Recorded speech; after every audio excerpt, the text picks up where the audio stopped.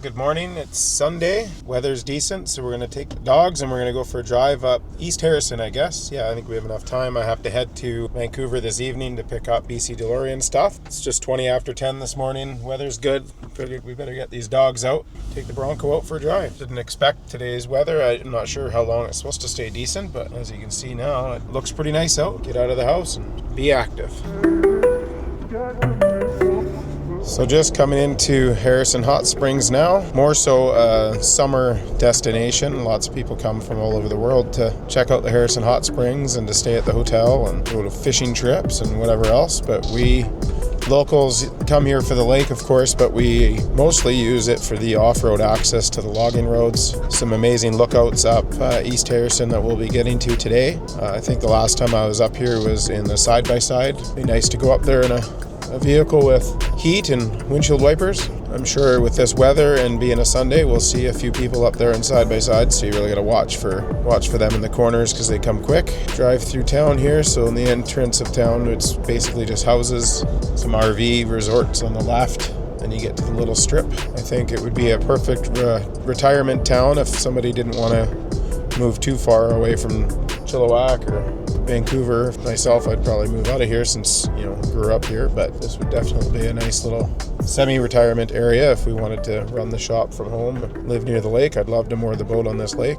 Never know what the future holds. So again, we'd normally just hang a right here and it gets you to the road that we will end up on, but I'll just take a quick drive through the lakeside strip and come back out at the other end. That's where I came for groceries this past summer with the boat, and then parked the boat just off to your left of the view here, and a helicopter came in and chopped the fishing rods off my boat. I'll get Leah to throw a picture of that up.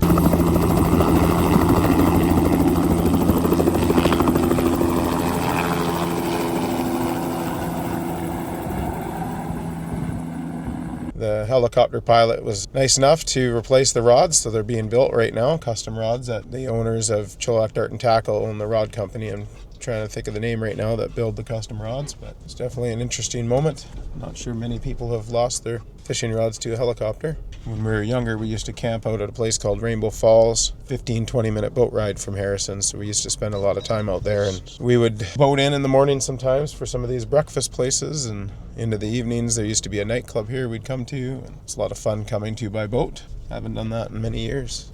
So that's pretty much the strip, and then right after this stop sign is the boat launch parking. Could hang right here to get to the main road, but we'll go through the boat launch parking area and see what's happening. You can sure smell the diesel off this truck. I've cleared a building out of here. I think it was just old housing. All of this cleaned out area was old housing, so maybe expanding the boat launch area, maybe more parking. They've just graveled this side to be like parking on the right. This time of year, you'd think that the lake was tidal because it gets so low, it looks like the tide's out. What a nice day for a boat ride. Look how calm it is. Cool looking waterfall happening off the rock face here. Heavy rain we've had. Leah messaged us this morning. They got a rain accumulator thing in their front yard, and over the weekend we've gotten 2.5 inches of rain at their place already, right on the highway by Crest Road. So the waterfall should be in full force, and there's some pretty cool waterfalls up this road we're going. So it's actually the water that runs to Rainbow Falls has another waterfall up the mountain. So Mark had sent me a picture of it this morning, showing me how it looked when they were up in the snow not too long ago. So this rainfall, it should be pretty impressive. Not sure if it'd still be frozen a bit. Maybe it's up a little ways. I don't know if it's up into the negatives or not right now, but this would kind of be the dream area to live. On the left hand side here, you got your own docks and drive-to access. Harrison's got a lot of boat-to only access as well. These houses here on the left come up for sale every once in a while. It's always a thought, like, oh, that'd be nice, but you got to be ready when they come up. They don't last long. This waterfall here looks pretty cool. Well, it's not really a waterfall, but I think they've had to recreate all that recently. This is the last 2 years ago we had all the floods and washouts. This road was shut down for I think a couple months. That was the year they invented the term atmospheric river to try and scare everybody. So this is where if you go straight you get down to a boat launch. Actually, we'll see if it's open, and I can check my messages before we get out of cell service. I think Dave's at the shop test driving the 56 today because of the weather, so that's probably why he's messaged me a couple of times.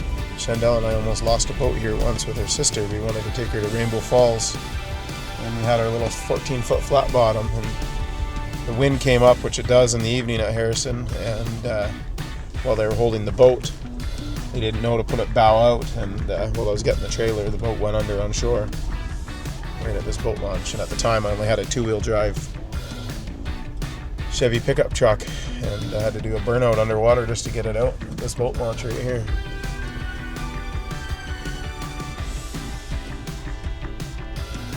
Yeah, the water's nice and low right now, so lots of beach. But yeah, just a day trip out to this boat launch picnic area is worth the drive out, even from Vancouver.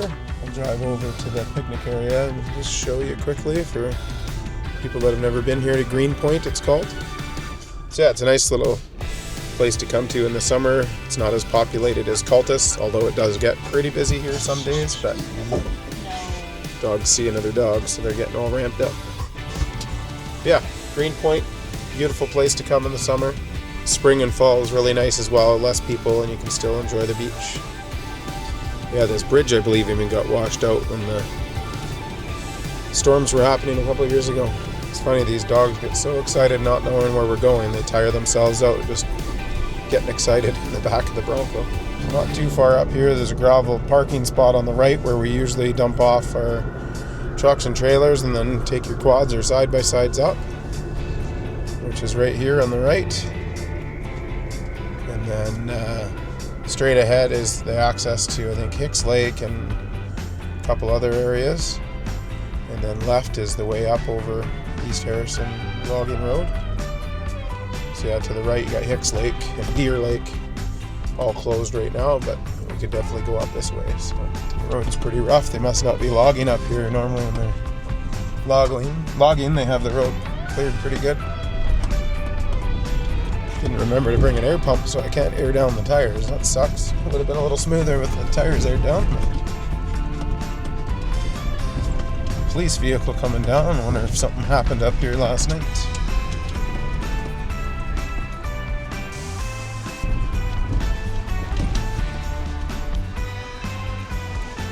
Here's the first lookout. Beautiful lookout up here over Harrison Lake. That side goes up to the north end of the lake.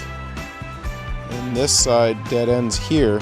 And just below us, there's a bunch of houses that are boat to only. And not far down is Rainbow Falls. This is where we like to come in the summer. And the boat is up this side of the lake. It's a lot warmer water because it's not flowing from the Chilliwack River. It's just a kind of a back eddy, if you will, of lake. Rainbow Falls and a few other smaller rivers running into it.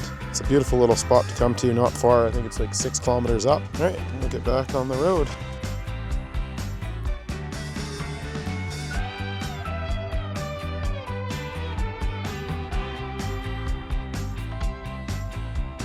Found the camp spot we spent a lot of our COVID time at in 2020. Us and our COVID crew of friends would come up here almost every weekend when we were side-by-siding and turn this into a big camp. So we thought this would be a fun spot to bring the dogs. Well, I wonder if cold plunging's healthy for dogs too. So yeah, super nice place, about 30 kilometers up just past. There's a left-hand turn, gets you down to this beach.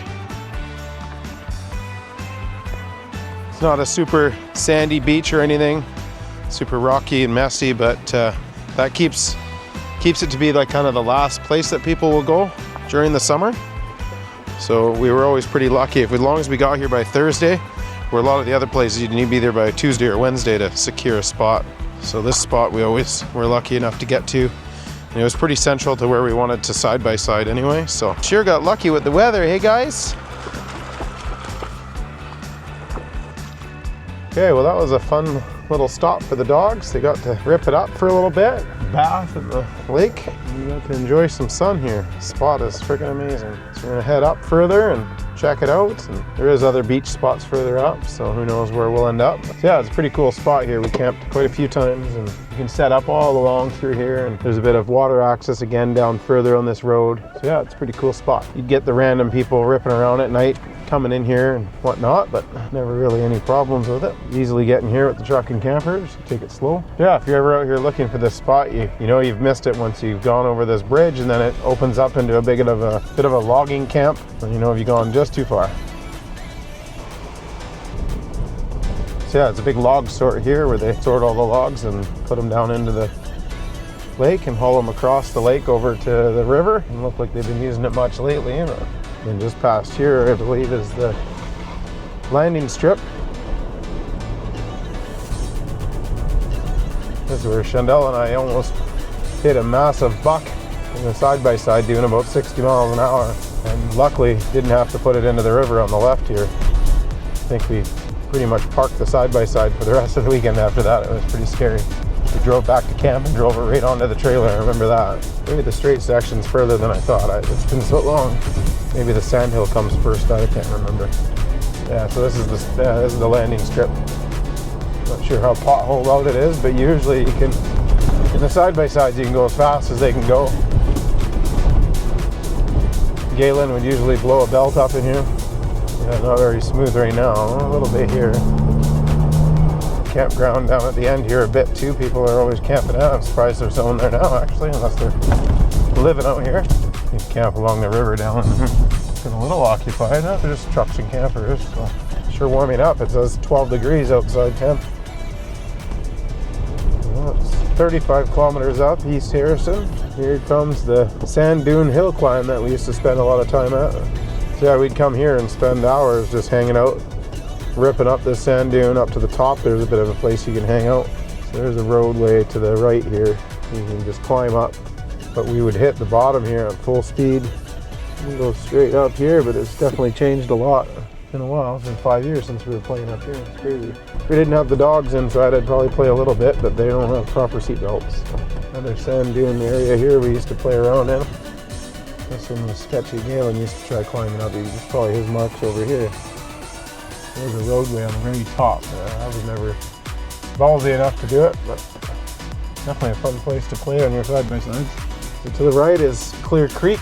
Brings you up to some hot tubs, and I believe that's the way you go. I can't remember. It's been so long to go up and over to Boston Bar, but maybe it's the way we're going now. Can't remember. But we're going to stay left and see what we see for a little bit. We'll probably head back at about 1:30, which is about 45 minutes from now. Not too far up here. I think there's a hydro dam, so maybe that's where we'll make it our destination today, and then we'll head back from there.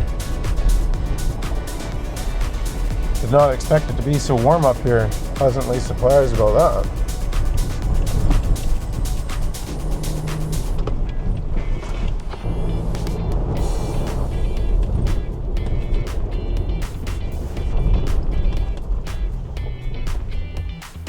So yeah, hydro dam on Big Silver Creek.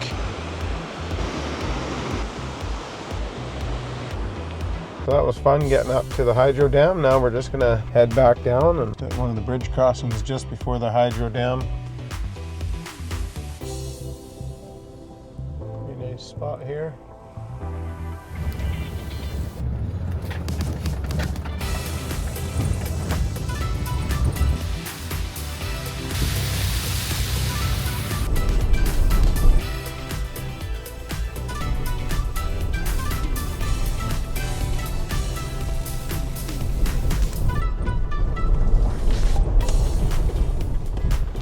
Nice little camp spot here down on the river.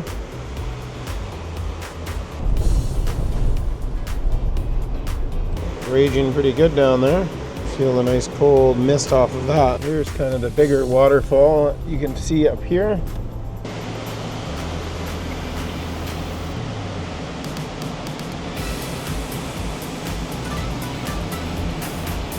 Super cool waterfall.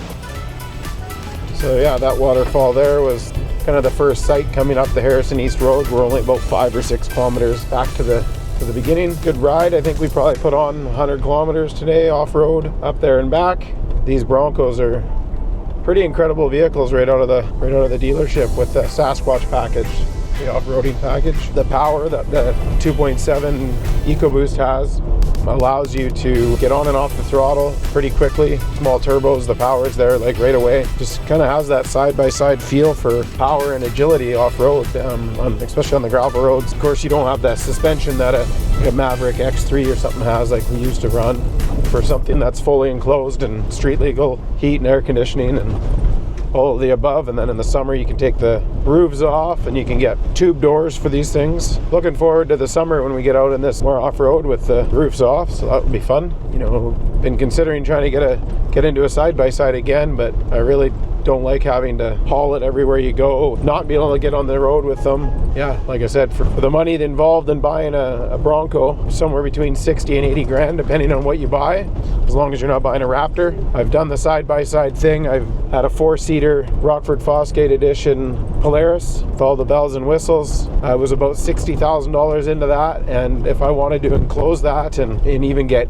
heat, I don't even think you can get air conditioning in those, but even just to get heat, get all the bells and whistles that a vehicle like a Bronco has, you'd be well over the price of a Bronco, and it's still just an off-road toy. You can imagine once we start putting some time and money into these Broncos, how much fun they're going to be. If you need to finance it, you're definitely not going to be financing a side-by-side at 1.9 or 2.99% like you can on Ford, so definitely a great option. Yeah, so that's pretty much about it for our trip today. Gonna head into Harrison and the Old Settler pub for some lunch. See if we can see this bit of a view of the lake coming down. A lot of trees, but it's a beautiful view anyway. After some lunch, relax for a bit, and then find out from Kevin and Brandon when I need to head to the farm and get the trailer, head to Vancouver and pick up the vehicles and the stuff from their show this weekend. Perfect. Anyway, thanks for watching. Hope you had a great weekend, and we'll see you on the next one.